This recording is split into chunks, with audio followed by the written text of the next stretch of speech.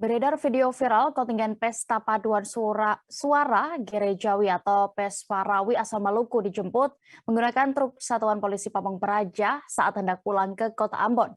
Si perekam video pun menyalahkan Lembaga Pengembangan Pesparawi Daerah atau LPPD Maluku karena dianggap memberikan perlakuan yang tidak layak kepada kontingen Pesparawi Maluku.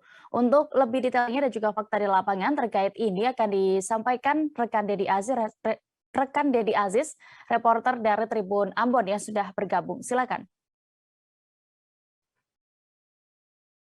Ya, baik, terima kasih Dea dan juga Tribuners. Dapat kami laporkan bahwa memang kemarin kontingen Pesparawi asal Maluku berhasil membawa pulang gelar juara begitu dari ajang Pesta Paduan Suara Gerejawi Nasional yang diselenggarakan di daerah istimewa Yogyakarta.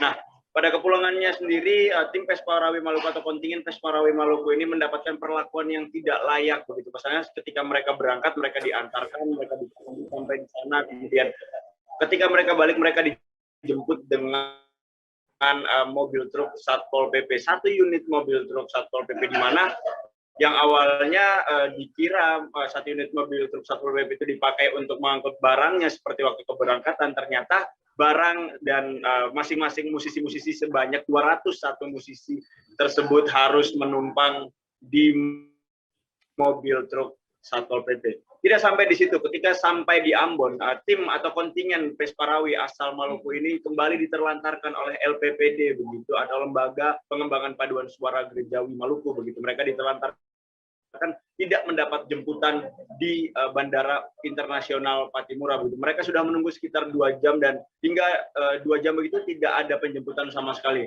Dan sampai saat ini kami sedang mencoba untuk mengkonfirmasi Ketua LPPD begitu, atau Lembaga Pengembangan Paduan Suara Maluku, untuk dimintai tanggapan ataupun keterangan ataupun klarifikasinya terkait penelantaran yang dilakukan ini.